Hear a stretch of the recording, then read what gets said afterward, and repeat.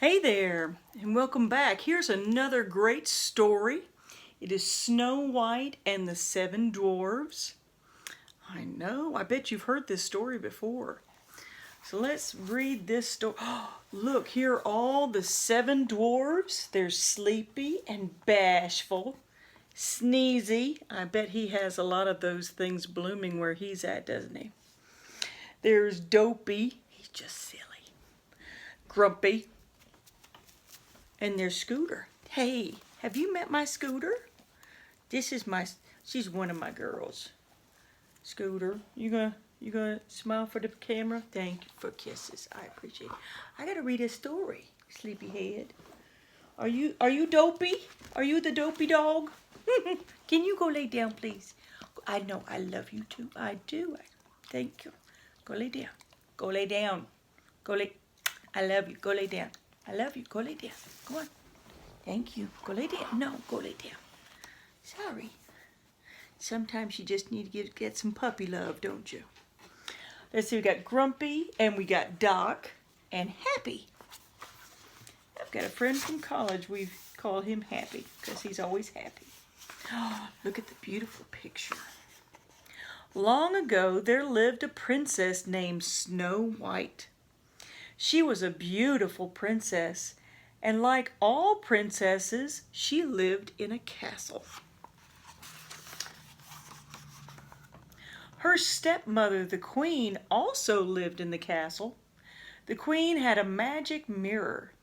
Every day she looked into the mirror and asked the same thing. Mirror, mirror on the wall, who is the fairest of them all? The mirror always gave her the same answer.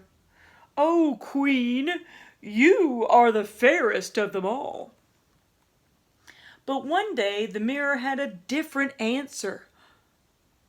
Snow White is the fairest in the land, it said. The proud queen became very angry. She wanted to be the most beautiful lady in the land. The queen sent for the woodman. Take Snow White away, she told him.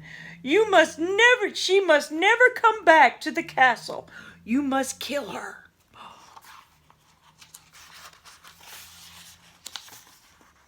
The woodman took Snow White into the woods, but he could not kill the sweet princess. He loved her so much. Instead, he said, Run away, child, quickly. You must hide from the queen. She wants to kill you. Snow White ran through the woods as fast as she could. Whoops. It was very dark under the trees, and she heard scary noises. But still she ran on. At last, Snow White could run no more. She fell to the ground and cried herself to sleep. Two rabbits hopped up to sit by Snow White. A little bird flew down and sang to her. Then two deer came to stand behind her, and a raccoon and a turtle sat by her feet. Snow White awoke and sat up. She was not afraid any more. The friendly animals led her along a little path. Soon they came to a small house. Snow White tapped at the door. Is anyone home? She called.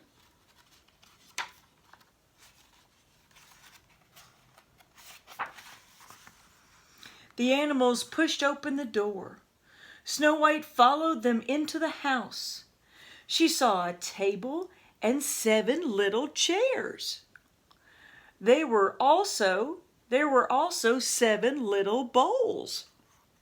My goodness, she said, 7 little children must live here. I wonder where they are. She went into the kitchen. What a mess! There were dirty dishes everywhere. These are certainly 7 messy little children, she said. I think I will clean their house for them. Then perhaps they will let me live here with them. Snow White got down on her hands and knees and cleaned the floor. Then she washed all the dirty dishes. The deer and the rabbit helped her. When the cleaning was done, Snow White and the animals went upstairs. There she found 7 little wooden beds. Snow White lay down and soon fell fast asleep. Not far away, 7 little men were climbing out of a cave. They had been working there all day, digging diamonds. Now it was time to go home. As they walked through the woods, they sang, hi ho, it's home from work we go. The 7 dwarfs walked up to the very house where Snow White was sleeping. It was their house. "There's a light on in our house," said one.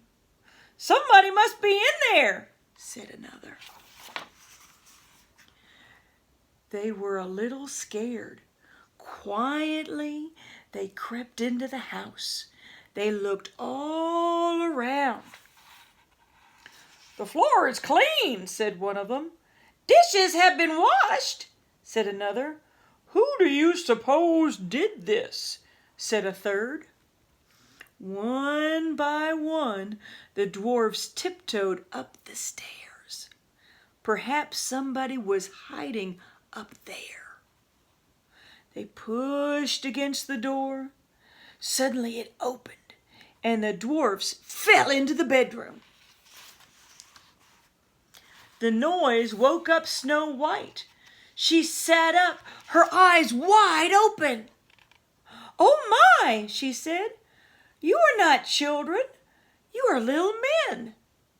"That is right," said one of the dwarfs, "but who are you?" "I am Snow White," said the princess. "I'm Doc," said the dwarf with the eyeglasses. He seemed to be the leader. "I'm Happy," said the little man with a big grin. "And my name is Grumpy," said the one with the grouchy face. "I'm Bashful," said the 4th dwarf. He did not look at Snow White. He was twisting his beard. "I'm Sneezy," said the one between sneezes. "My name is Sleepy," said the 6th dwarf. "And that's Dopey," he added, pointing to the little man beside Snow White. "He never says anything." The 7 dwarfs took Snow White downstairs. It was getting late, and they were very hungry. Snow White cooked supper for everybody. It was easy with so many people to help. "This is the best food I ever ate," said Happy. Even Grumpy did not look as grumpy as usual. It was just like having a party with Snow White at the table. Later that night, the dwarves sat in a circle around Snow White. The princess told the little men about the wicked queen who wanted to kill her. "Oh, Snow White, you must stay here and live with us," said Doc. "We will hide you from the queen." The next morning the dwarfs went off to work. Snow White waved goodbye to them. "Don't let anyone in," Doc told her. "The queen may be looking for you." But the queen was not looking for Snow White. She was looking into her magic mirror. "Mirror, mirror on the wall, now who's the fairest one of all?" she asked. The mirror answered, "In the house of the 7 dwarves, Snow White still lives. She is the fairest one of all." "Snow White lives?" cried the angry queen. "We'll see about that." She rushed down the steep and winding stairs to a secret room under the castle wall. In that dark place, the queen grabbed a dusty bottle from the shelf. She took a long drink from that bottle. Poof! She turned into an ugly witch. Then the witch took 2 more bottles, a green bottle and a red one. She poured them into a big iron pot. She was making a magic brew. Next, the old witch dipped an apple into the pot. "One taste of this," she said, "and Snow White's eyes will close forever." The witch took the magic apple to the house of the 7 dwarfs. There she found Snow White with her animal friends. "All alone, my pet?" said the wicked witch. "Here, take one of my lovely apples."